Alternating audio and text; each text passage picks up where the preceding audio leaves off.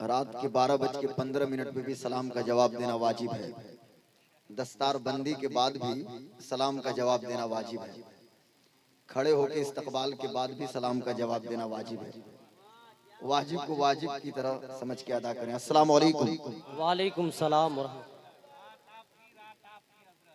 नहमदुहु व नुसल्ली व नुसल्लिमु अला रसूलिहिल करीम। अम्मा बाद फ़ाऊज़ु बिल्लाहि मिनश शैतानिर रजीम। बिस्मिल्लाहिर रहमानिर रहीम। लक़द कान लकुम फ़ी रसूलिल्लाहि उस्वतुन हसना। सदक़ल्लाहु मौलानाल अज़ीम व सदक़ रसूलुहुन नबियुल अमीनुल करीम व नहनु अला ज़ालिका लमिनश शाहिदीन वश शाकिरीन वल्हम्दुलिल्लाहि रब्बिल आलमीन। हाज़रीन मोहतरम व अज़ीज़ान मिल्लत, मेरी कौम के नौजवानों, मुस्तक़बिल की अमानतों के अमीनों, आइए कुछ अर्ज़ करने से क़ब्ल मैं बेहतर और मुनासिब समझता हूँ कि अपने और सारी कायनात के मरकज़े अक़ीदत सब्ज़ गुंबद के मकीने मुक़द्दस मुस्तफ़ा जाने रहमत, शम्अ बज़्म हिदायत, शहरयार इरम, ताजदार हरम, नौबहार शफ़ाअत, शब असरा के दूल्हा, खातिमे पैगम्बरां, शफ़ी आसिया, बाइसे तकवीन रोज़गार, सरकार अबद करार, जाने आलमीन सैयदुल मुरसलीन रहमतुल लिल आलमीन, जाने कायनात मुख्तार कायनात, आलिम माकान व मा यकून, हाजिर व नाजिर पैगम्बर, आमिना के लाल, हलीमा के दिलबर, हज़रत मोहम्मद मुस्तफ़ा अहमद मुजतबा सल्लल्लाहु अलैहि वसल्लम की मुक़द्दस बारगाह में बावाज़े बुलंद दुरूद शरीफ पढ़ें। अल्लाहुम्मा सल्ली अला अल्लाहुम्मा सल्ली सैयदना व अला शफ़ीना मौलाना मुहम्मद इमादनिल जुद वल करम सलातो व सलाम अलैहि वालिहिल किराम व सहबिल इज़ाम व इब्निहिल करीमिल गौसिल आज़मिल अफ़ख़मिल हुमाम व हिज़्बिही अजमईन। हाज़रीन मोहतरम, ये हमारी और आपकी मुश्तरका खुशनसीबी है कि हम और आप आज की इस अज़ीम इस्लाह मुआशरा कॉन्फ्रेंस में शिरकत की सआदतें हासिल कर रहे हैं।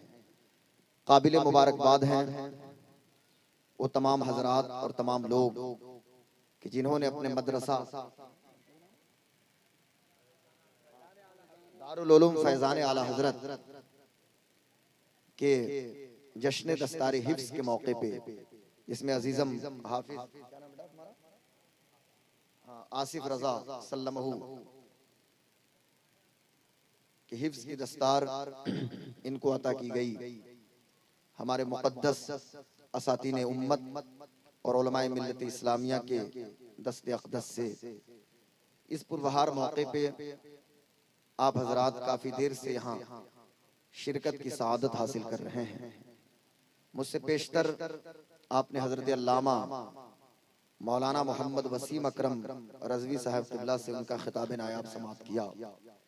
हज़रत मौलाना सैयदुल्लाह साहब क़िबला का भी बयान हुआ। हज़रत जनाब इंजीनियर अरशद इक़बाल साहब क़िबला नबी की नात पढ़ रहे हैं, बीटेक होल्डर हैं। किसी साइट पे होते तो इस तरह इनका इस्तकबाल नहीं किया जाता। ये जो इज्जत मिल रही है आका की नात पढ़ने के सबके लिए,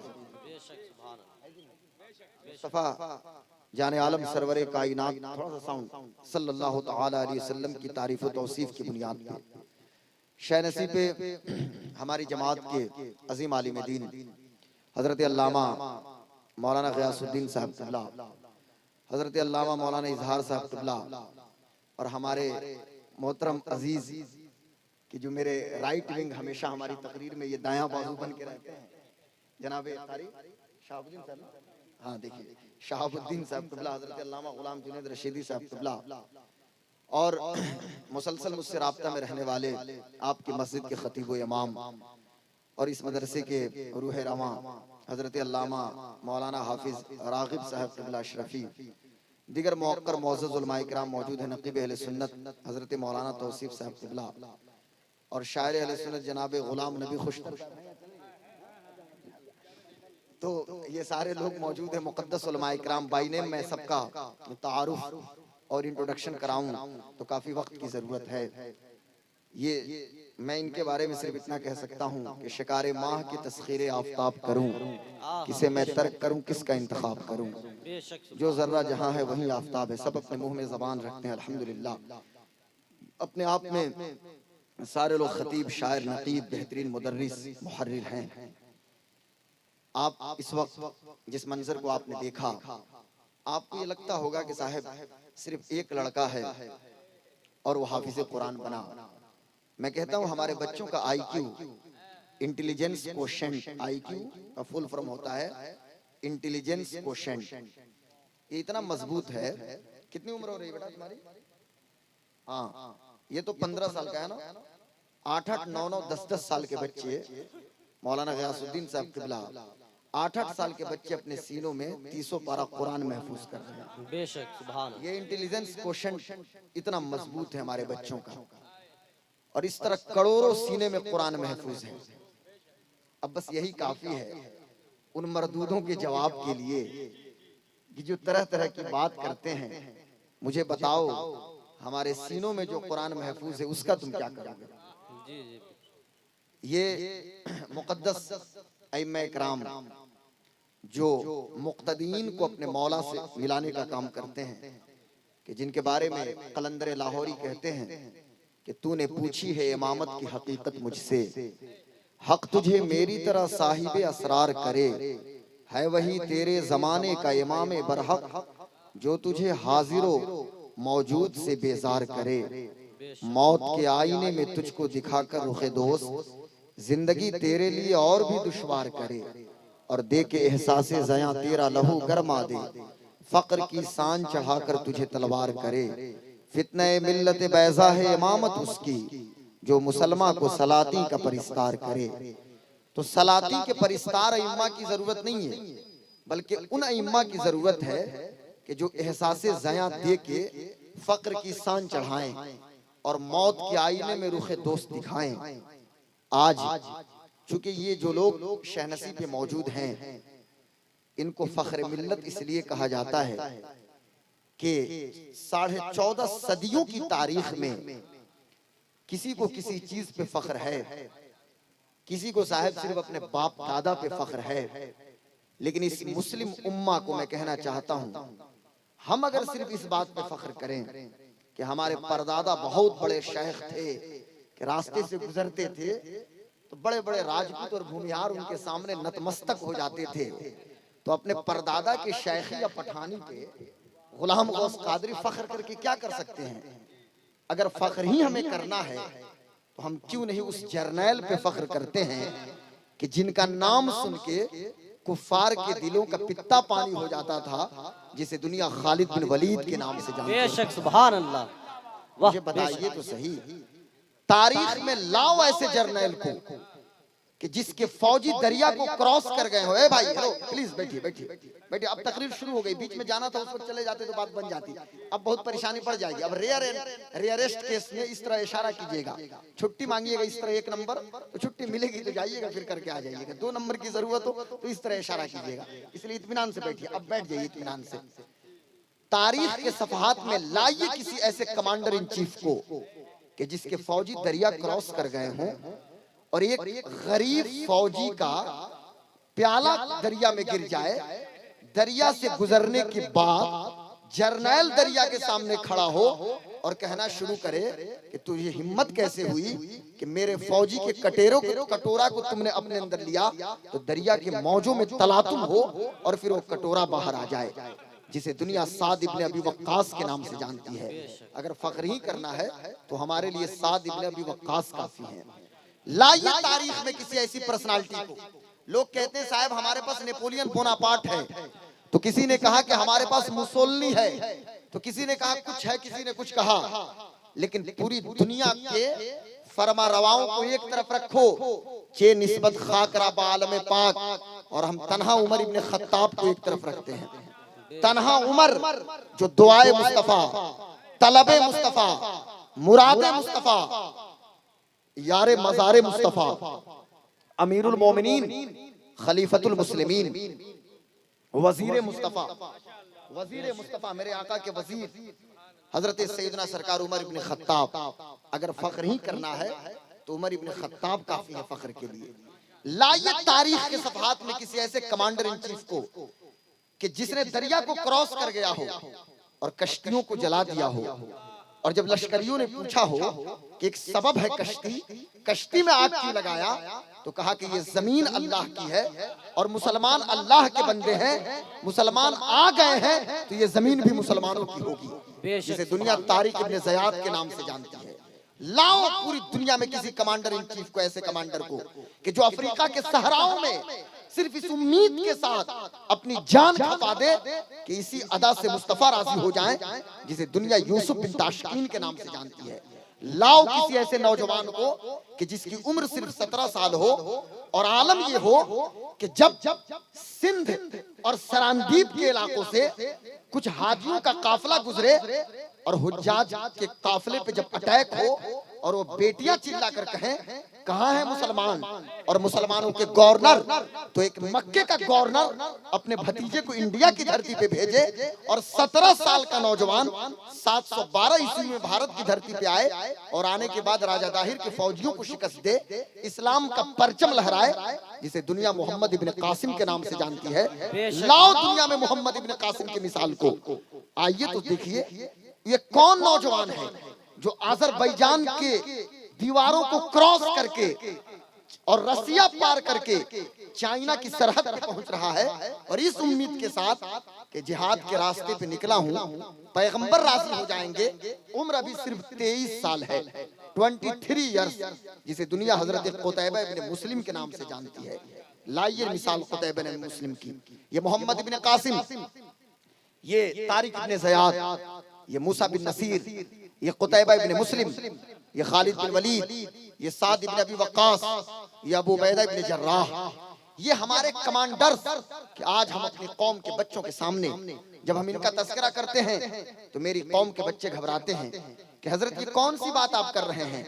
ये तो ऐसे ही है कि जैसे 3 क्लास के बच्चे के सामने अलजबरा का ये फार्मूला पेश किया जाए, a + b whole square equal to a square plus b square plus 2ab, तो जिस तरह 3rd क्लास के बच्चे को परेशानी हो 8 के इस फार्मूले से, वैसे ही हमारी कौम के बच्चे, इल्ला माशाल्लाह मैं सबकी बात नहीं करता, आज आलम ये है कि मोहम्मद इब्न कासिम की बात हो, तारिक इब्न ज़ियाद की बात हो, आप जरा देखिए तो सही ये कौन शख्स है कि जो नाश्ते के मेज पे बैठा है तो गुफ्तगू कर रहा है सिर्फ और सिर्फ हजरत अल्लामा शेख अब्दुल हक मुहद्दिस देहलवी की किताबों के बारे में। ये कौन शख्स है जो खाने की मेज पे बैठा है और इसके घर के लोग मौजूद हैं, तो ये बात कर रहा है सिर्फ और सिर्फ जज्बुल कुलूब इला दयारिल महबूब, जो अल्लामा शेख अब्दुल हक मुहद्दिस देहलवी की किताब है। ये कौन है? ये वो है कि जिसके बारे में अंग्रेज जर्नल कह रहा है कि तन्हा वही जवान था कि 1799 में जब उसकी मौत हुई तो उसके बाद इंडिया की धरती पे किसी माँ ने किसी बेटे को दूध नहीं पिलाया है कि जो हमारे रास्ता को रोक सके, वो कोई और नहीं जिसे दुनिया शेर मैसूर टीपू सुल्तान के नाम से जानती है। मुझे बताओ, हम टीपू सुल्तान की बात करें, लोग घबराने लगते हैं कि हजरत ये कर्नाटका के कावेरी नदी में न जाने कितना पानी बह चुका है, श्रीरंगपट्टनम की सरजमीन वही है, कावेरी वही है, लेकिन क्या मामला है कि आज टीपू की नस्ल नौ कहां चली गई, शेर मैसूर के चाहने वाले कहां चले गए? मुझे बताओ तो सही, ये कौन शख्स है कि एक तरफ जब क्रूसेड वार के दौर में, सलीबी जंगों के जमाने में ये दरिंदे और जालिम लोग जब इनको पता पड़ता था, जरा तवज्जो के साथ सुनिएगा, ऐसा हो सकता है कि मुझे मेरी बात कुछ समझ में नहीं आएगी इस वक्त, तनहीदी कलिमात कुछ भी आपको समझ में नहीं आ सकती इस वक्त, लेकिन मैं भी उसको 10-20 बार सुनिए आप, ये चैनल के जरिए भी वो बात जब YouTube पे आ जाएगी वहां भी 20-50 बार सुनिएगा तो कहीं इंशाल्लाह बात समझ में आएगी। वहां भी नया किताबों को पढ़िए, क्योंकि एक जगह खिताब कर रहा था, एक मौलाना साहब ने कहा कि हजरत नीचे तो किसी ने नहीं समझा, हमने कहा आपने समझा है ना, आप उसको आसान करके नीचे के लोगों को समझाइए। अब आपकी जिम्मेदारी, मेरा काम तो बोलना है, अब आपकी जिम्मेदारी है मौलाना नवेद साहब किबला, है ना, तो आपकी जिम्मेदारी है कि आप आसान करके लोगों को समझा दे। तो जरा तवज्जो के साथ समाप्त कीजिएगा। अर्ज में ये करना चाहता हूं कि क्रूसेड वार के दौर में ये इस्लामिक तारीख की सबसे बड़ी ट्रेजेडी, जिसे क्रूसेड वार कहा जाता है, जिसे सलीबी जंग कहा जाता है, कि जिन सलीबी जंगों के जमाने में थोड़ी सी तवज्जो रहे तो इंशाल्लाह आज मैं कुछ अलग चीज पेश करने की कोशिश करने की जसारत करूंगा कि क्रूसेड वार के दौर में कि जब इनको ताकत मिलती थी तो मुसलमानों के सरों से मीनार तामीर कर देते थे। जब इनका तसल्लुत होता था मुस्लिम बेटियों की इस्मत को तार तार कर देते थे।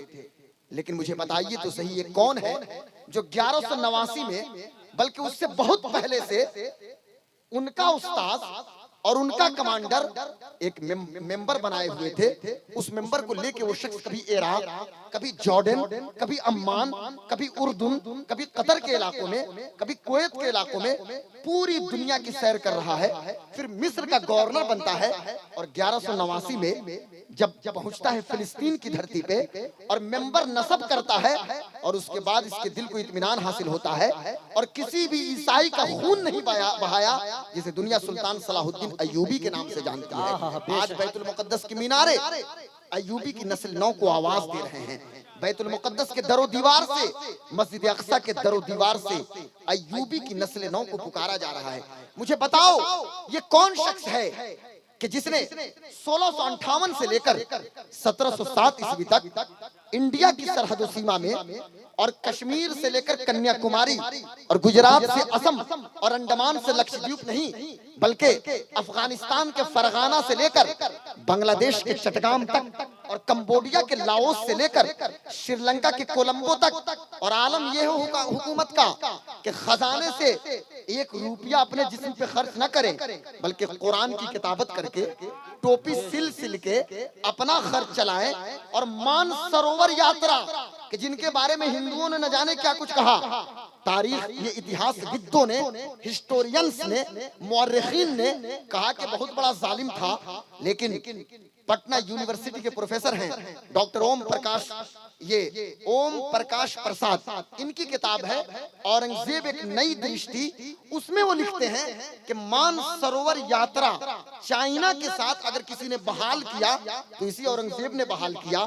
हिंदुओं पे कर को कम किया, टैक्स को औरंगजेब ने कम किया। और जितने ब्राह्मण अकबर के जमाने में मनसबदारी प्रथा पे फायज नहीं थे, औरंगजेब के जमाने में मनसबदार थे। मुझे बताओ कि जिसका आलम यह था कि जिसकी तहज्जुद की नमाज न छूटे, चाश न छूटे, इशराक न छूटे, असर की सुन्नतें गैर मुअक्कदा तक न छूटे, कौन? हमने भुला दिया उस शख्स को।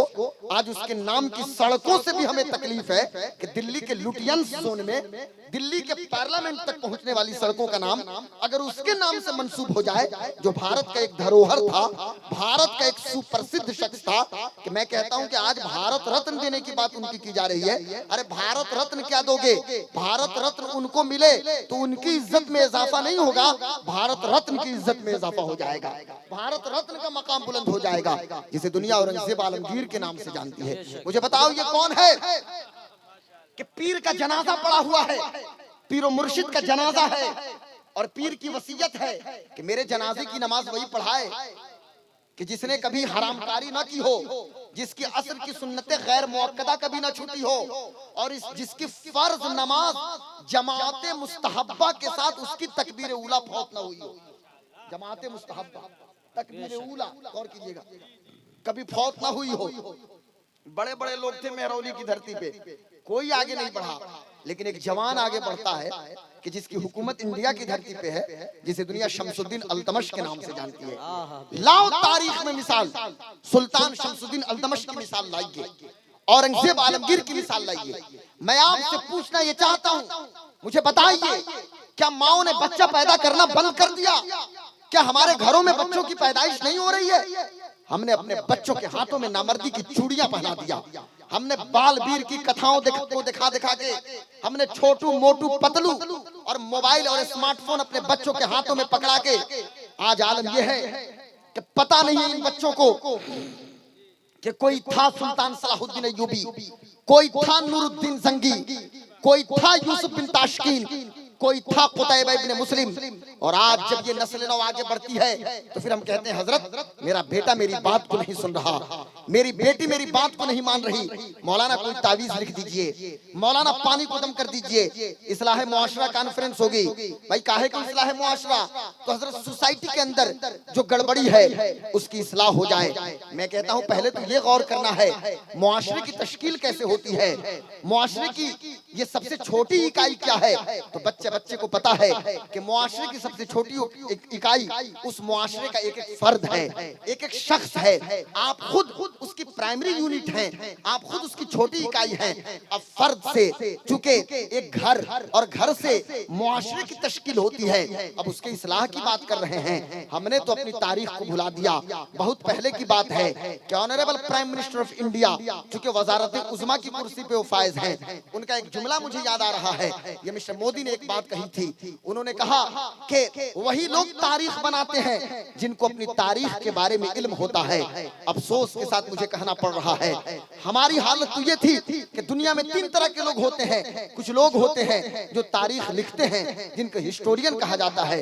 कुछ लोग होते हैं जो तारीख पढ़ते हैं। कुछ लोग होते हैं जो तारीख बनाते हैं। मुस्लिम कौम तो हर जमाने में हिस्ट्री मेकर पर्सनालिटी की हैसियत मुस्लिम उम्मा के एक एक फर्द को हासिल रही है। इसी मुस्लिम उम्मा के लोगों ने हिस्ट्री को क्रिएट किया है, हिस्ट्री को बनाया है। इल्म व आगही की रोशनी पूरी दुनिया में हमने दिया है। पूरी दुनिया में फिजिक्स की रोशनी हमारे दम कदम से, केमिस्ट्री हमने पूरी दुनिया को दिया। अगर आपको इत्मीनान न हो, अभी जाइए गूगल पे लिखिए who is the father of chemistry. आपका विकिपीडिया और ये गूगल सर जवाब देगा, Jabir ibn Hayyan is the father of chemistry. Physics का फादर या केमिस्ट्री तो जाबिर इब्न हय्यान के बारे में हमने दुनिया को जूलॉजी पढ़ाया, हमने दुनिया को बॉटनी पढ़ाया, हमने पूरी दुनिया को पॉपेट बताया। हिस्ट्री क्या है हमने बताया।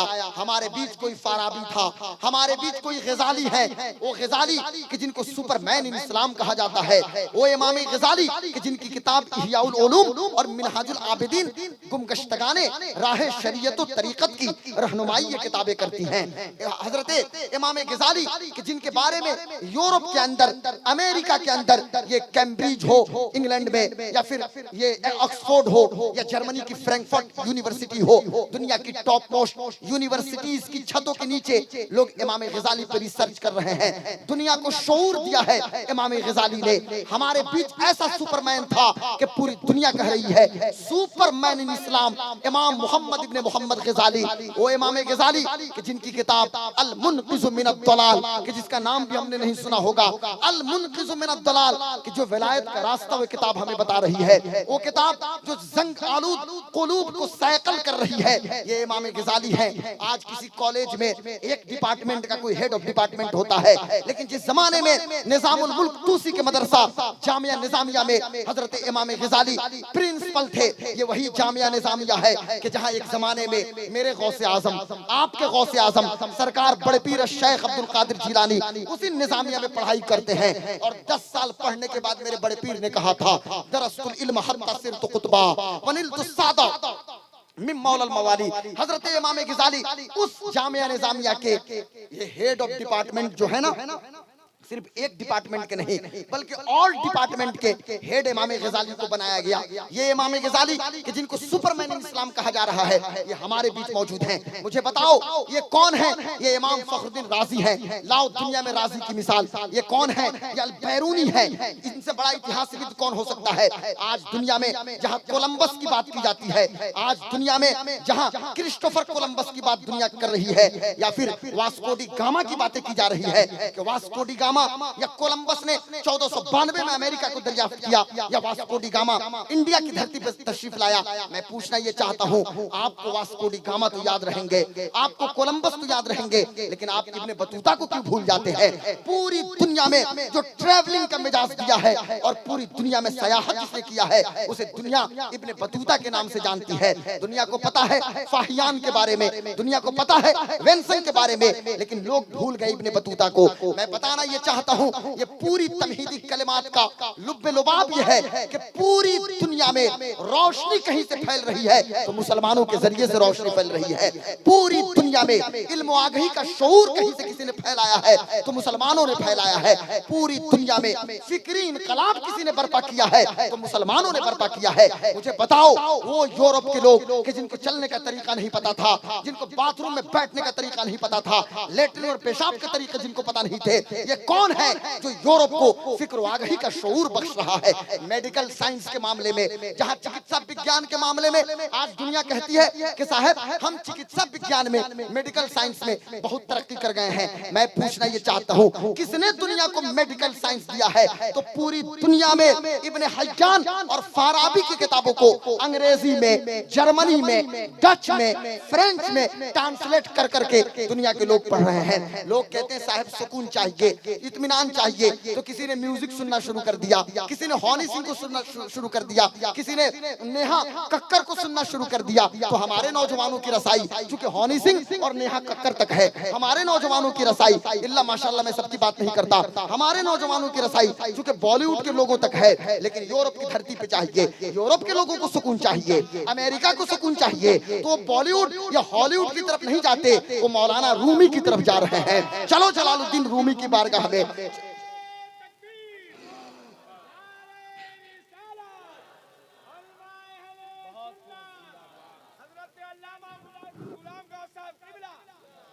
तो पता ये चला कि पूरी दुनिया में इल्म और आगही की शऊर, पूरी दुनिया में इल्म की रोशनी मुसलमानों ने तकसीम किया है। मेरी कौम की बेटियां, मेरी माएं और बहनें भी आई हुई हैं। मैं पूछना ये चाहता हूँ, किसने दुनिया को गौसे आजम दिया है? मुझे बताओ तो, किसने दुनिया को गरीब नवाज दिया है? मुझे बताओ, किस माँ ने टीपू सुल्तान को दूध पिला के कौम के सामने पेश किया है? किस माँ ने दुनिया के सामने औरंगजेब आलमगीर जैसे जर्नैल को पेश किया है? किस माँ ने दुनिया को शमसुद्दीन अल्तमश दिया है?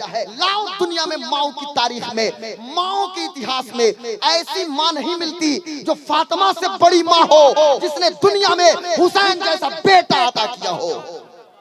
नारे तकबीर। मेरे बड़े पीर गौसे आजम शेख अब्दुल कादिर जिलानी, हाफिज गौसे आजम, कारी गौसे आजम, जरा इमाम गजाली को देखो। इमाम गजाली उसी निजामिया के प्रिंसिपल हैं जहां बात को गौसे आजम पढ़ने आते हैं। दुनिया को किसने गजाली दिया? एक माँ गजाली दे रही है, वो माँ तरबियत कर रही है। इमाम गजाली खुद कोट करते हैं, आज जो कुछ भी मैं हूँ अपनी अम्मा की तरबियत की वजह से हूँ। मेरी माँ ने मुझे सिखाया, मेरी माँ ने मुझे बोलना सिखाया। सरकार बड़े पीर गौसे आजम की उम्र 90 साल हो गई, तकरीर मेरे गौसे आजम कर रहे हैं, और मेरे गौसे आजम ने खिताब के दौरान कहा, लोगों आज जो कुछ मैं हूँ अपनी माँ की वजह से हूँ। पूछा गया हजरत आपकी माँ की वजह से, तो माँ की कौन सी बात इसमें है? कहा मेरी अम्मा की एक बात है जो हमेशा मुझे याद रहती है। मेरी माँ ने जब मुझे पढ़ने के लिए रुखसत किया था तो मेरी अम्मा ने कहा था, बेटा कुछ भी हो जाए झूठ नहीं बोलना है, झूठ नहीं बोलना। जरा गौर तो कीजिए, गौसे आजम जो पूरी दुनिया की इस्लाह करने की कोशिश कर रहे हैं। सरकार बड़े पीर गौसे आजम जो हाफिज, कारी, मुफ्ती और तमाम वलियों के सरदार हैं,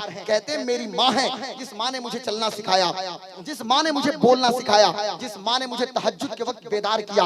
और जरा सुनिएगा, किसने दुनिया के सामने टीपू सुल्तान को पेश किया है? आज जब हम शेर मैसूर की बात कर्नाटक में करते हैं, टीपू सुल्तान की बात हम जब साउथ इंडिया में करते हैं या इंडिया की धरती पे कहते हैं, तो हमसे कहा जाता है कि साहब आप पे सेडिशन लग जाएगा, राजद्रोह का मुकदमा दर्ज हो जाएगा, आपको जेल के अंदर बंद कर दिया जाएगा। लेकिन मेरे नौजवानों जरा सुनो इस बात को, ये पबजी और फ्री फायर में पूरा वक्त बर्बाद करने वालों, 4-4 घंटा फ्री फायर। और आज जब मैं बच्चों से पूछता हूं तो मेरी कौम का बेटा कहता है हजरत फ्री फायर में आर्मी का काम करता हूं। यार फ्री फायर में आर्मी का क्या खाक काम करेगा? वर्चुअल लाइफ में तुम आर्मी का काम करते हो और रियल लाइफ में मैट्रिक में फेल हो जाएगा, इंटर में फेल हो जाएगा। जरूर वर्चुअल लाइफ में ये नॉक करता है, पता नहीं पबजी में कैसे नॉक किया जाता है और क्या किया जाता है, इसके बारे में मुझको ज्यादा इल्म नहीं है। घंटों घंटों फ्री फायर और पबजी के नाम पे बर्बाद करने वाले, घंटों घंटों फेसबुक, इंस्टा, ट्विटर और लाइन और हाइक पे अपने वक्त को तेजी के साथ बर्बाद करने वाले मेरी कौम के बच्चों जरा सुनो और इसको गौर से सुनो। ये 1799 में जिनकी शहादत कर्नाटक की धरती पे होती है, ये शेर मैसूर टीपू सुल्तान है। आज भी श्रीरंगपट्टनम के बगल से कावेरी नदी गुजर रही है। ये कावेरी नदी में न जाने कितना पानी गुजरा होगा, उन पानियों को इकट्ठा किया जाए तो न जाने कितने एवरेस्ट के बराबर पानी इकट्ठा हो जाए, न जाने कितने गाडविन और आस्टिन हो जाए। लेकिन उसी श्रीरंगपट्टनम की बात है, एक मस्जिद की तामीर होती है और ऐलान किया गया कि वही शख्स मगरिब की नमाज से हम इस मस्जिद को शुरू करेंगे और मगरिब की नमाज वही पढ़ाएगा कि जिसके एक वक्त की नमाज कभी न छूटी हो, जो साहिब तरतीब हो, फजर, जोहर, असर, मगरिब, इशा हर वक्त की नमाज पढ़ने वाला हो। अब जरा देखिए तो सही, बड़े बड़े लोग मौजूद हैं, कोई आगे नहीं बढ़ रहा है। एक जवान जिसे दुनिया शेर मैसूर टीपू सुल्तान के नाम से जानती है आगे बढ़ता है, मगरिब की नमाज नमाज पढ़ाता है, मस्जिद की इफ्तिताह कर देता है। अब वही जवान घर आता है, अम्मी जान के हाथों को बोसा देता है, अपनी अम्मी के कदमों को चूमा है। मौलाना के हाथ पांव बाद में चूमिएगा, पहले अम्मी के कदम को चूमिए, अपने अम्मी के पांव को जाकर चूमिए, अपने अब्बू की इज्जत कीजिए। ये शेर मैसूर टीपू सुल्तान आके अपने माँ के कदमों को चूमते हैं, कहते हैं अम्मा आज तो गजब हो गया। कहा बेटा क्या हो गया? अम्मा आपने तो मुझको तहज्जुद पढ़ने का तरीका सिखाया, अम्मा मुझे आपने कुरान पढ़ना सिखाया, अम्मा मुझे याद है कि बाबा उठ जाया करते थे रात को, आप भी उठ जाती थी, मैं बिस्तर पे होता था, आप जगह के वजू बनाती थी और बनाने के बाद मुझे बगल में आप खड़ा करा लेती थी और आप खुद तहज्जुद पढ़ती थी अम्मा, और फिर मैं भी तहज्जुद पढ़ता था, मैं आपको फॉलो करता था, मैं आपको कॉपी करता था। अम्मा श्रीरंगपट्टनम की धरती पे एक मस्जिद की तामीर हुई, ऐलान हुआ मगरिब की नमाज से शुरू करेंगे और वही मगरिब की नमाज पढ़ाएगा कि जो साहिब तरतीब हो, जिसकी नमाज कभी कज़ा न हुई हो। अम्मा कोई शख्स रंगपट्टनम नहीं था, लेकिन आपका बेटा ये टीपू आगे बढ़ा और इसने नमाज पढ़ाया है। अब मुझे कह लेने दिया जाए, वो माँ भी बड़ी नेक थी ना, जिस माँ ने दुनिया के सामने हैदर अली जैसा जवान दिया है दुनिया के सामने। वो माँ कहती है अरे मेरे बेटे सुनो सुनो, सिर्फ यहीं तक नहीं बल्कि 2 साल की मुद्दत में तुम्हारी माँ उस वक्त तक तुम्हें दूध नहीं पिलाती थी जब तक कि तुम्हारी माँ वजू नहीं बना लेती थी। उस दूध का असर तुम्हारे खून में दिख रहा है।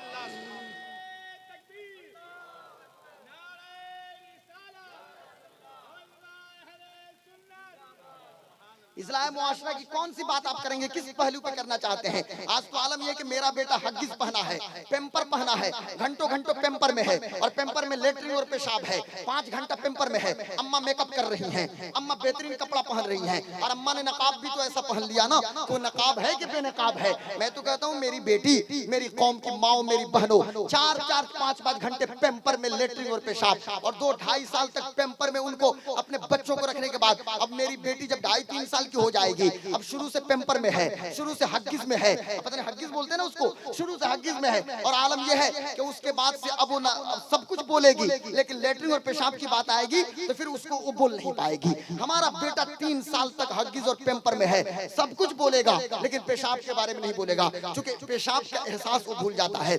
5-5 घंटे हग्गिस और पेम्पर में रहने के बाद अब चूंकि लेटरिन और पेशाब में बच्चों की क्या पोजीशन होती है, शैतान उसके साथ मौजूद रहता है, शैतान आपके बच्चों को तकलीफ देता है। हमारी माँ की क्या हालत है, बच्चे बाथरूम में बैठे हुए हैं और अम्मा उधर मोबाइल लेके वो चैटिंग कर रही है। मैं मानता हूँ अम्मा ईमो पे मौजूद है, शौहर जिद्दा में है, शौहर कसीम में है, शौहर रियाद में है, शौहर यम्बू में है, शौहर तबूक में है, दमाम में है, जुबैल में है। चलो ठीक है यार, शौहर से गुफ्तगू करनी है, अच्छी बात है, लेकिन आपकी ड्यूटीज भी है ना, आपकी जिम्मेदारी भी तो है ना, बच्चे को देखना है। बच्चा बाथरूम में बैठा है, 1 घंटे से बैठा हुआ है, नल से पानी नहीं आ रहा है, माँ माँ चिल्ला रहा है और ये कान में लगा के किचन में खड़ी हैं, बातें कर रही हैं या इधर की बात उधर कर रही हैं। मैं आपसे पूछना ये चाहता हूँ, मेरी माँ मुझे माफ करना, मेरी बेटियां मुझे माफ करना, अरे तुम ही तो माँ थी ना कि तुम ही जैसी माओ ने दुनिया के सामने टीपू सुल्तान को पेश किया था। अरे आप ही जैसी कोई माँ थी ना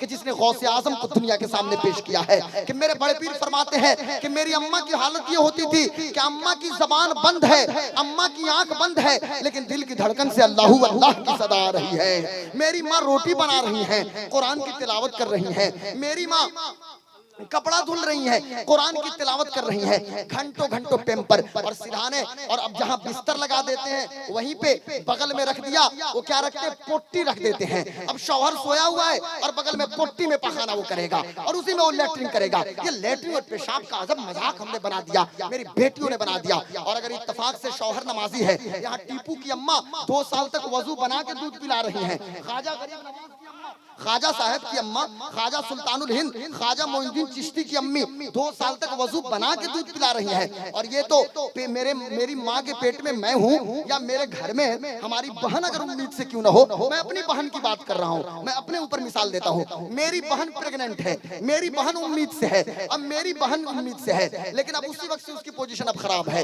अब वो नमाज नहीं पढ़ सकती, अब वो उसको बहुत दिक्कत है। लेकिन हाँ, एक काम मेरी बहन करेगी, हाथों में रिमोट कंट्रोल लेगी, सामने लिक्विड क्राइस्टल डिस्प्ले के सामने बैठ जाएगी और चैनल को बदलती रहेगी, चैनल को चेंज करती रहेगी। हाथों में मोबाइल फोन है, कभी दुआए रीम सुनेगी तो कभी पाकिस्तानी सीरियल्स को देख रही है। अब तो कोई एपिसोड बहकने वाला नहीं है। अब ये तो कुरलुस उस्मान और अर्तुरुल और न जाने क्या कुछ मौजूद है साहब। अब ये क्या कम था, अर्तुरुल और उस्मान को तो छोड़िए, और भी न जाने पाकिस्तानी सीरियल, एक भी पाकिस्तानी सीरियल इंडियन सीरियल छूटने का नाम नहीं है। अब मेरी बहन के यहाँ एक बेटा पैदा हुआ जो मेरा भांजा लगेगा रिश्ते में, या मेरे बहन के घर में एक बेटी पैदा हुई जो मेरी अपनी भांजी है। अब मेरी बहन 2 साल यहाँ वजू बना के दूध पिलाने वाली माँ गुजरी है, लेकिन मेरी बहन 2 साल तक पूरे बिस्तर को नापाक ही रखेगी। इधर पेशाब उधर पेशाब, तकिया पर पेशाब इधर बिस्तर पे पेशाब। अब शौहर अगर नमाजी है, यानी मेरा बहनोई अगर नमाजी है, तो आके बिस्तर पे बैठना नहीं चाहेगा। और अजब मामला है, अब बिस्तर पे वो पेशाब की वजह से नहीं बैठेगा और मेरी बहन इतनी नाराज होगी कि गोया के शौहर को काट खाएगी।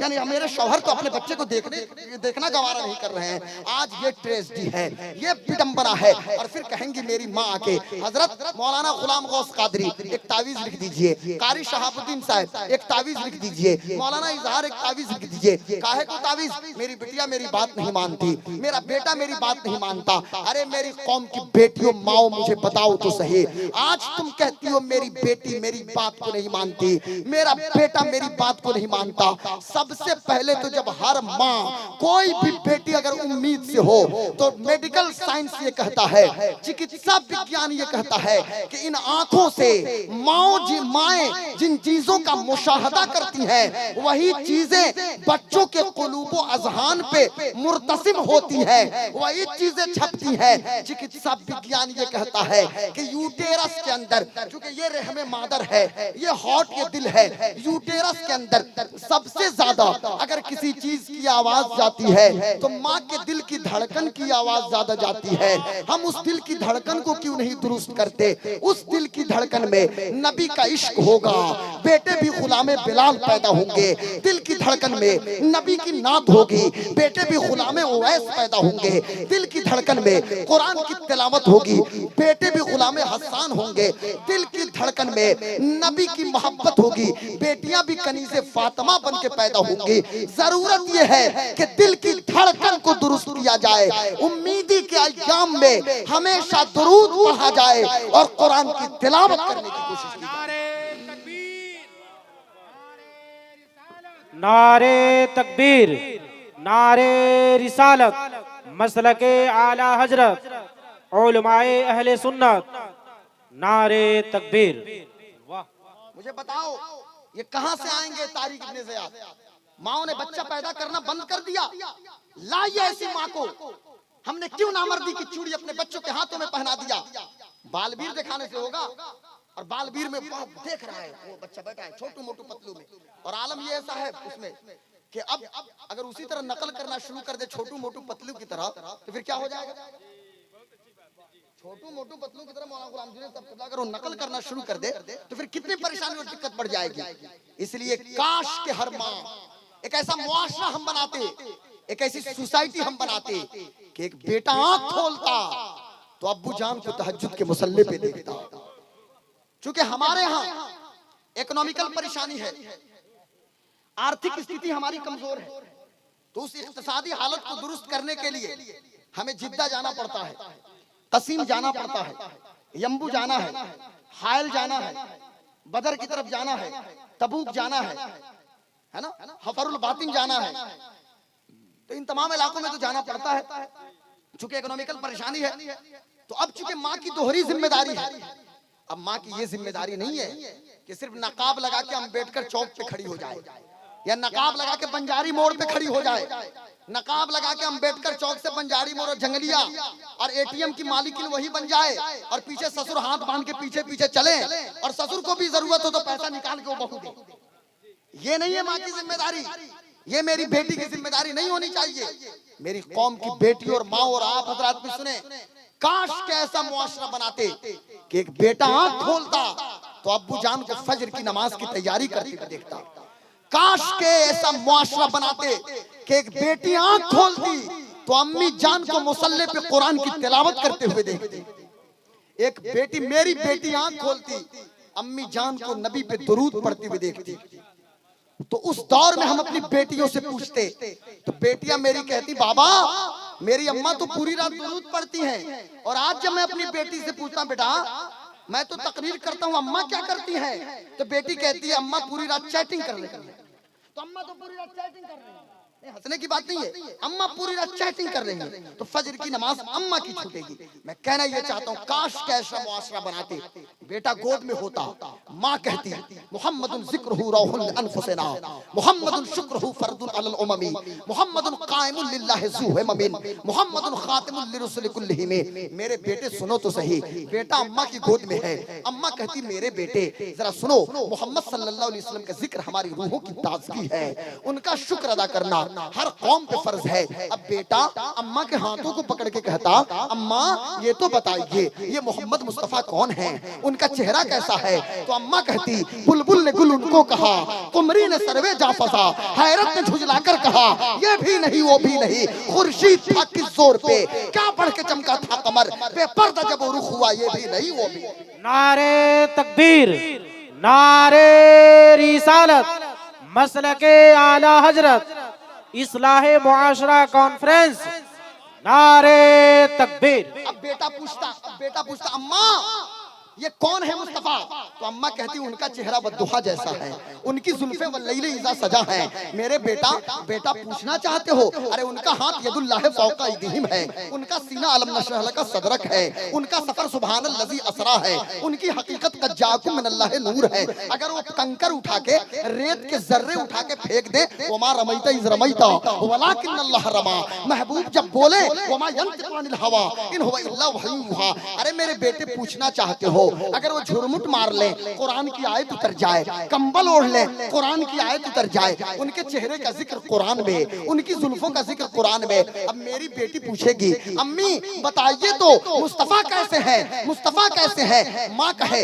चमकते हुए चांद को तो टुकड़ा किया वो मुस्तफा है, सूरज को वापस बुलाने वाले मुस्तफा, अबू जहल की बंद मुट्ठियों में कंकरियां उससे कलमा पढ़ाने वाले मुस्तफा। अब बच्चों को चूंकि एडवेंचर बहुत पसंद है, बच्चों को मिराकल बहुत पसंद है, हर बच्चे एडवेंचर बहुत ज्यादा पसंद करते हैं। ये छोटू मोटू पतलू देखने की सिर्फ वजह ये है, ये डोरेमोन और पोकेमोन कार्टून देखने की वजह, क्योंकि उनको एडवेंचर पसंद है। तो हम क्यों ना अपने बच्चों को बताए, अरे बेटा मिराकल देखना है, अगर तुमको मोजिजा जानना है, एडवेंचर देखना है, तो ये चांद है ना, हाँ अम्मा ये चांद है, तो ये चांद भी दो टुकड़ा हुआ था। अम्मा किसने चांद दो टुकड़ा किया था, हमारे मुस्तफा ने चांद दो टुकड़ा किया था।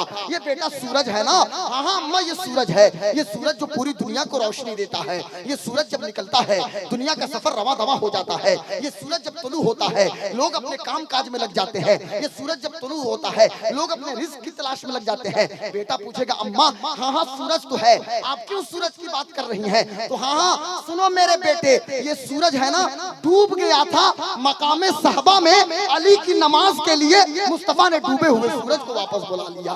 बेटा पूछेगा अम्मा और तो कुछ बताइए, बच्चे को एडवेंचर पसंद है ना, तो अम्मा कहेंगी ये उंगलियां है ना मेरे बेटे, ये तो पता है ना पहाड़ से पानी गिरता है। हाँ अम्मा पता है पहाड़ से पानी गिरता है, पत्थर से, हाँ अम्मा पत्थर से पानी गिरता है, लेकिन बेटा ये तो बताओ उंगलियों की घाइयों से पानी निकला है। अम्मा मुझे पता नहीं है। अब माँ कहेगी, अब चूंकि बाप तो रियाद और जिद्दा में, तो कहाँ से कहेगा, फोन पे कहेगा वो, अब फोन पे बातों करेगा तो अजीब गरीब बात करेगा, वहां से रियाद और जिद्दा से थोड़ी कहेगा। आम तौर से मैं आम बात कर रहा हूँ, वो तो रियाद और जिद्दा में है, मस्कत में है या कतर में है।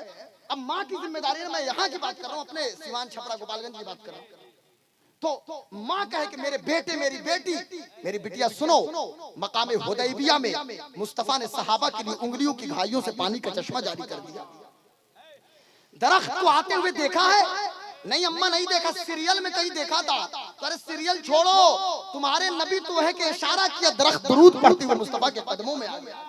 बच्चों को एडवेंचर पसंद है ना। अब माँ पूछेगी मेरे बेटे, ये बेटा पूछेगा अम्मा कुछ और तो बताइए, तो फिर माँ घूम के कहना शुरू करेगी जब बच्चे को सुलाएगी। आज तो हम बच्चे को सुलाते हैं ना, तो एक हाथ में मेरे पास भी मोबाइल रहेगा, बीवी के पास भी मोबाइल, और छोटा बच्चा है उसके पास भी मोबाइल। अब हमको खाना चाहिए तो हम उसको मैसेज कहेंगे कि प्लीज मुझको सफर चाहिए, सफर यानी रात का खाना, डिनर चाहिए। तो मेरी बीवी भी उधर से लिखेगी कि हाँ डिनर मैंने लगा दिया है, यानी वो भी अब व्हाट्सएप पर मैसेज होगा, व्हाट्सएप पर खाना, व्हाट्सएप पर नाश्ता, सब कुछ व्हाट्सएप पर चाहिए। चाहिए। तो हम तो बच्चों को इस तरह सुनाएंगे, फिर कहेंगे मौलाना मुआशरे में गड़बड़ी हो रही है, बहुत बिगाड़ पैदा हो रहा है। काश के जब हम अपने बेटे को सुलाते, अपनी बेटी को लोरी देते, तो हर माँ कहती सबसे औला वाला हमारा नबी, सबसे बाला वाला हमारा नबी, अपने मौला का प्यारा हमारा नबी, दोनों आलम का दूल्हा हमारा नबी, सब चमक वाले उजलों में चमका किए, अंदर शीशों में चमका हमारा नबी। क्या खबर कितने तारे खिले छुप गए, पर न डूबे न डूबा हमारा नबी। जैसे सबका खुदा एक है वैसे ही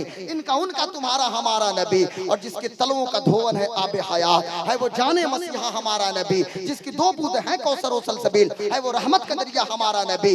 और ये जैसे सबका खुदा एक है वैसे ही इनका उनका तुम्हारा हमारा नबी। सारे ऊंचों में ऊंचा समझिए जिसे, है उस ऊंचे से ऊंचा हमारा नबी। सारे अच्छों में अच्छा समझिए जिसे, है उस अच्छे से अच्छा हमारा नबी। जिसने टुकड़े किए हैं कमर के वो है नूरे वहदत का टुकड़ा हमारा नबी। लामका तक उजाला है जिसका वो है हर मका का उजाला हमारा नबी। गमज़दों को रजा मुस्तदीजे की है बेकसों का सहारा हमारा नबी। नारे तकबीर, नारे रिसालत, अजमते कुरान, बाबरकते कुरान, नारे तकबीर।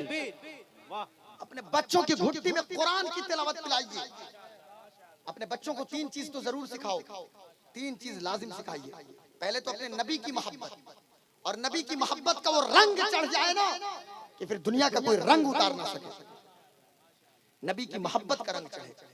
अल्लाह ने बेटा या बेटी अता फरमाया है ना, हमारा बेटा बाद में मॉन्टेसरी और कन्वेंट में जाएगा, पहले हाफिज कुरान मेरा बेटा बनेगा। बाद में बीटेक करेगा, पहले हाफिज बनेगा। बाद में इंजीनियर होगा, पहले हाफिज होगा। बाद में आईआईटीएन होगा, पहले हाफिज होगा। बाद में मेडिकोज होगा, पहले हाफिज कुरान होगा। बाद में वो डीएम एएसपी होगा, पहले हाफिज कुरान होगा। मेरा बेटा डॉक्टर हो, हाफिज कुरान हो, ताकि ऑपरेशन थिएटर में भी कुरान की तिलावत करे। मेरा बेटा इंजीनियर हो, हाफिज कुरान हो, ताकि आर्किटेक्ट डिजाइनिंग करे और उस वक्त भी कुरान की तिलावत करता हुआ नजर आए। कुरान घुट्टी में पिलाइए, नबी की मोहब्बत, और उसके साथ नबी के घर वालों की मोहब्बत, और उसके साथ साथ कुरान की तिलावत की मोहब्बत। इकबाल कहता है लौह भी तू कलम भी तू, तेरा वजूद अल किताब, गुंबदे आबदीना रंग, तेरे मुहीत में हबाब, आलम आबो खाक में तेरे ज़हूर से फरोग, जर्रे रेग को दिया तूने तुलुए आफताब। और शौक तेरा अगर न हो मेरी नमाज का इमाम, मेरा कयाम भी हिजाब, मेरा सुजूद भी हिजाब। शौकत संजरो सलीम तेरे जलाल की नमूद, फकरे जुनेद बायजीद तेरा जमाले बेनकाब। और तेरी निगाहे नाज से दोनों मुराद पा गए, अक्ल ग़याबो जुस्तजू, इश्क हुजूर इस्तिराब। आखिरी बात सुनिए, हम कैसे दुनिया के सामने गौसे पाक के गुलाम को पेश करें। कहां गई अय्यूबी की नस्ल नौ, हम कैसे दुनिया के सामने अय्यूबी की नस्ल नौ को पेश करें। हम कैसे दुनिया के सामने तारिक इब्ने ज़ियाद के गुलामों को पेश करें। हम कैसे दुनिया के सामने शेर मैसूर के नक्शे कदम पे चलने वाले जयालों को पेश करें। ये कैसे मुआशरे को हम बनाएं, तो अब सबकी एक जिम्मेदारी है। क्योंकि मेरे आका ने जिस मुआशरे की तश्कील आपने की थी, जरा गौर से सुनना मेरी कौम के जवानों। थोड़ी देर के लिए ऐसा हो सकता है कि मेरी ये बातें बुरी लगती होंगी, लेकिन एक दो जख्म नहीं, एक दो जख्म नहीं, एक दो जख्म नहीं, सारा बदन है छलनी, दर्द बेचारा परेशा है कहां से उठे। मुझसे हंसने की बात आप सुन ही नहीं सकते, क्योंकि पूरा जिस्म ही तन हमा दाग दाग शुद्ध, पुंबा कुजा कुजाने हम, पूरा जिस्म ही जख्मी जख्मी है। आप मरहम कहां कहां रखेंगे रागिब साहब किबला? अब एक जगह मरहम रखने की जगह हो तब तो आप मरहम रखेंगे ना, कहां कहां मरहम आप लोग रखेंगे? तो इसलिए ये हमारे शहनसी पे जितने उलमा है ना, हम इनका शुक्रिया अदा करते हैं। जरा देखिएगा कैसे इस मुआशरे में हम इनकलाब बर्पा करें। तो सबसे पहले तो कुरान की तिलावत को आम करें। और जितनी इज्जत इस बच्चे की अभी हुई है ना आसिफ की, ये आसिफ अब हाफिज आसिफ हो गया। कल तब आपका बेटा आसिफ था, किसी का भतीजा आसिफ था, किसी का भाई आसिफ था, किसी का नवासा आसिफ था, लेकिन आज सब कहेंगे हाफिज कुरान आसिफ। भाई आसिफ आपने किया क्या? तो आसिफ ने अपने सीने में 300 पारा कुरान महफूज कर लिया। मुझे इस अल्लाह अकबर या रसूल अल्लाह।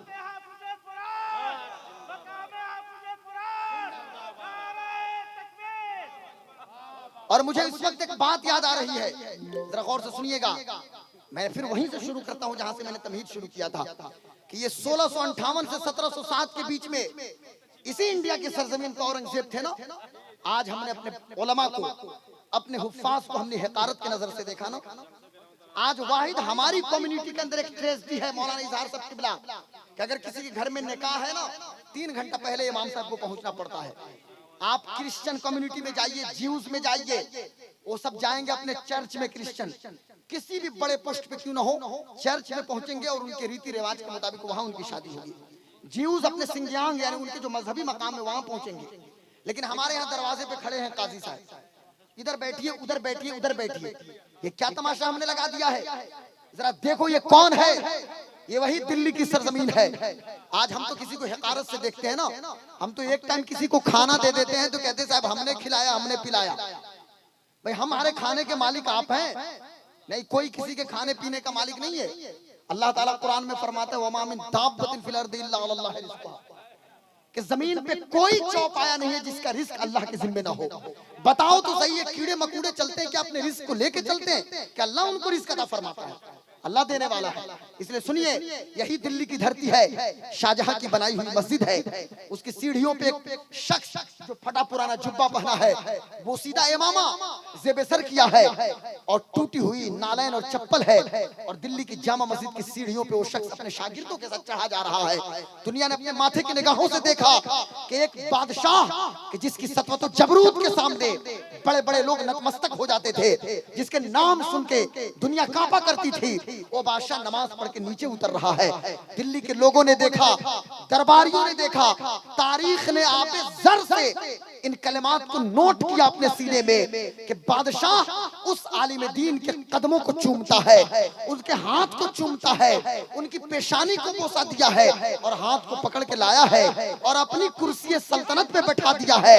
याद रखना, वो बादशाह कोई और नहीं बल्कि औरंगजेब, और वो मौलाना कोई और नहीं बल्कि जिसे दुनिया हजरत अल्लामा अहमद जीवन के नाम से जानती है। उस मंजर को हर माँ ने देखा था, हर माँ चाहती थी काश मेरा बेटा हाफिज होता, औरंगजेब जैसा बादशाह उसका हाथ चूमता, काश मेरा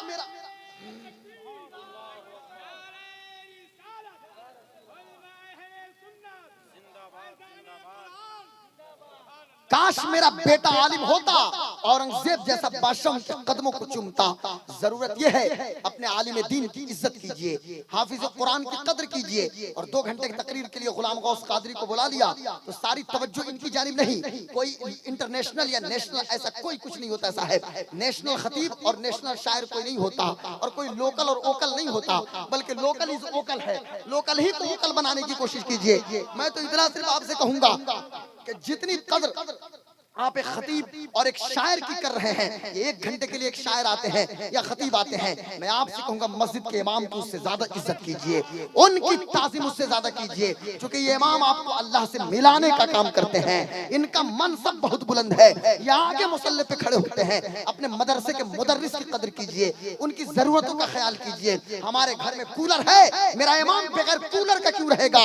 हम इमाम के हुजरे में AC लगाएंगे। और यहाँ तो आलम यह है कि इमाम साहब की तनख्वाह तो 6000 है, लिनन का कुर्ता कहां से पहन लिया? अरे लिनन का कुर्ता देखने वालों, 5000 की बरकाती टोपनी देखने वालों, कब तक देखोगे?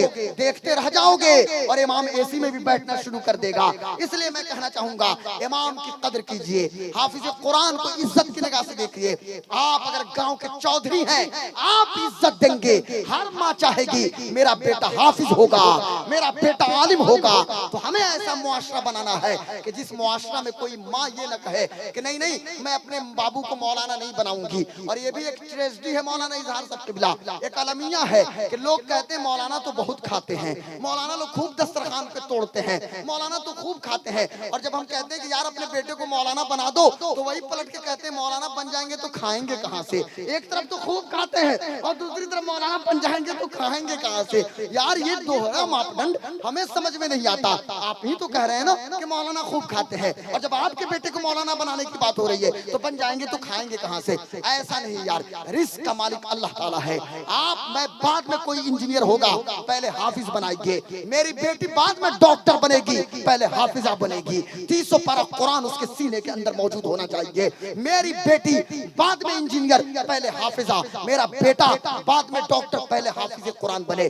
कन्वेंट और मॉन्टेसरी में भेजने वालों, अपने बच्चों को न्यूटन का मोशन लॉ सिखाने वालों, अपने बच्चे को अल्बर्ट आइंस्टाइन का gravitational law, helium, lithium, beryllium, boron की तालीम देने वालों, सबसे पहले अपने बच्चों की घुट्टी में कुरान की तालीम पिला दो। कुरान का रंग चढ़ जाएगा, फिर दुनिया का कोई रंग उस रंग पर नहीं चढ़ेगा। नारे तकबीर, नारे रिसालत, तारीखे इस्लाम, नारे तकबीर। मेरे दोस्तों, मेरे बुजुर्गों, मेरी कौम की बेटियों, मेरी माओ, मेरी बहनों, हमारे यहाँ तो बहुत पर्दा है माशाअल्लाह। कल जहाँ मैं एक खिताब कर रहा था, मैं उसको जिक्र भी नहीं कर सकता। आज तो आलम ये है कि जलसों में पर्दे का कॉन्सेप्ट ही खत्म हो गया। अब वो कोई पर्दा नहीं, इधर मर्द बैठे हैं, इधर खवातीन बैठी हैं। हालांकि वो हमें इतना पर्दा ऊंचा हो कि मेरी आवाज उन तक पहुंच जाए, लेकिन वो मुझे देखना, ये पर्दे का कॉन्सेप्ट होना चाहिए। चूंकि हजरत आयशा सिद्दीका मौजूद थी और हजरत अब्दुल्ला इब्ने उम्मे मक्तूम आए, तो मेरे आका ने फरमाया आयशा पर्दा करो। तो या रसूल अल्लाह, ये तो नाबीना है, मैं पर्दा क्यों करूं? तो मेरे आका ने फरमाया कि तुम तो नाबीना नहीं हो, तुम तो आंखों से देख रही हो, तुम तो नाबीना नहीं हो। मैं कहना ये चाहता हूँ, अपने बच्चों की घुट्टी में कुरान की तालीम, अपनी बेटी की घुट्टी में कुरान की तालीम पिलाइए। और बेटियों के उस बेटियों की तरबियत की और जिम्मेदारी माओं के ऊपर है। हर माँ चूंकि माँ जो होती है ना, माँ अपनी बेटी के लिए आइडियल होती है, माँ अपनी बेटी के लिए रोल मॉडल होती है। और यहाँ माँ क्या, माँ ही, अब माँ म्यूजिक अगर सुनेगी तो बेटी भी तो म्यूजिक ही सुनेगी ना।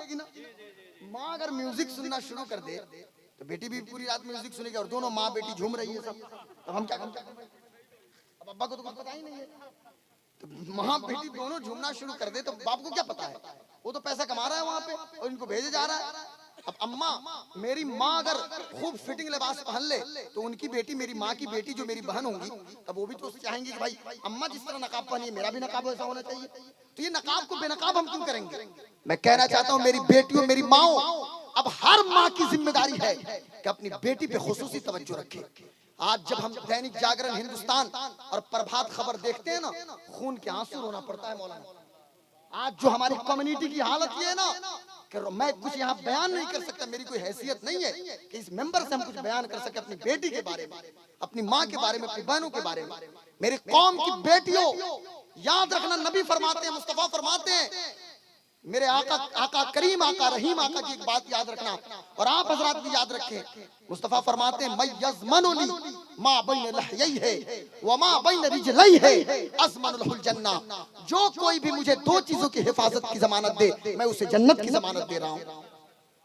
दो दाढ़ों के बीच जो जबान है, जबान की हिफाजत की जमानत, और दो जांघों के बीच जो शर्मगाह है, इसकी हिफाजत की जमानत दो, मैं तुझे जन्नत की जमानत दे रहा हूँ। मुस्तफा फरमाते हैं, whoever guarantees for me what is between his jaw, it means his tongue, and what is between his genital area, it means his legs, I guarantee for him the paradise। Mustafa फरमाते हैं कि जो कोई भी मुझे दो चीजों की हिफाजत की जमानत दे, मैं उसे जन्नत का परवाना अता फरमा रहा हूँ। इन दो चीजों पे कंट्रोल जरूर हो, जबान पे कंट्रोल हो, शर्मगाह पे कंट्रोल हो। हर माँ से मैं कहना चाहूंगा, मेरी कौम की माँ, अपनी बेटी का खास ख्याल रखो। हमारी बेटी का उठना बैठना, मेरी बेटी आपको कॉपी करती है। हमारी इज्जत, हमारा नामूस, हमारा वकार, सब कुछ एक बेटी के कदमों से वाबस्ता है, और आपके भी कदमों से वाबस्ता है। याद रखिएगा, इस्लाम जहां बेटियों को पर्दा में रहने की बात करता है, तो आपको इजाजत नहीं देता कि आप टुकुर टुकुर किसी को देखते रहें। आप भी अपनी निगाहों को नीचे करके चलेंगे, ये आपकी जिम्मेदारी है। ये चाइनीज कट जींस पहनने वाले और यहाँ तक बाल छिलाने वाले, ये पता नहीं कौन सा ट्रेडिशन चला है, सबका बाल यहाँ से कट है, यहाँ से सबका छिलाया जा रहा है सब। अब अपने घर में भी हमने देखा, एक दो बच्चों को हमने कहा बेटा ये सब क्या चल रहा है, तो अब वो लोग क्या समझ रहा है कि मौलाना मौलाना को तो कुछ पता ही नहीं है। मैं कहना ये चाहता हूँ मेरे दोस्तों, मेरी कौम के बच्चों, मैं मना नहीं करता, तुम कुछ भी पहनो, कपड़ा पहनो, पर्दे के साथ रहो, लेकिन अपनी निगाहों पे कंट्रोल रखो, अपनी निगाहों को झुका के चलो। कल क़यामत के दिन अल्लाह ताला इस ज़बान पे मुहर लगा देगा। अल यौम नख्तिमु अला अफ़वाहिहिम व तुकल्लिमुना अयदीहिम व तशहदु अर्जुलुहुम। उस दिन, क़यामत के दिन, ज़बान पे मुहर लग जाएगी। ये हाथ बोलेगा, हाथ के पोरे बोलेंगे, ये पैर बोलेगा, ये कान बोलेगा, ये आंखें बोलेंगी, और उसके अलावा आज़ा और जवारे बोलेंगे। इसलिए इन चीजों पे कंट्रोल हो। और कंट्रोलिंग के साथ साथ एक और भी जरूरी बात यह है कि तालीम की रोशनी को आम कीजिए। हर माँ की जिम्मेदारी है घरों में इस्लामी माहौल कायम करे। मर्द की भी जिम्मेदारी है। ये सिर्फ माँ मैं बार बार इसलिए कह रहा हूँ कि एक माँ एक बच्चे के लिए पहला मकतब, पहली यूनिवर्सिटी और पहला मदरसा है। और बाप की भी दोहरी जिम्मेदारी है। बाप भी अपने जिम्मेदारियों का निर्वहन करे। समाज का हर फर्द, मुआशरे का हर शख्स सिर्फ अपनी जिम्मेदारी को समझे। हुकूक की बात बाद में करे, पहले ड्यूटीज को समझे, बाद में राइट्स की बात करें। हर शख्स अपनी जिम्मेदारी सही तरीके से अदा करना शुरू कर दे। मेरी जिम्मेदारी क्या है मैं समझूं, मेरी बीवी की जिम्मेदारी क्या है वो समझे, मेरी बेटी की जिम्मेदारी क्या है वो समझे, मेरी भाई की क्या जिम्मेदारी है वो अपनी जिम्मेदारियों को अदा करे। मुआशरे का एक एक फर्द जब अपनी अपनी जिम्मेदारी को सही तरीके से अदा करना शुरू कर देंगे तो आज का ये जलता हुआ समाज अमन और शांति का गहवारा बनता हुआ नजर आएगा। आज की ये जलती हुई सोसाइटी, इसमें अमन और सुकून कायम होता हुआ नजर आएगा। अल्लाह की बारगाह में दुआ है, अल्लाह ताला हम लोगों को कम बोलने, ज्यादा अमल की तौफीक अता फरमाए। खड़े होकर अपने आका की बारगाह में सलातो सलाम का नजराना पेश कीजिए।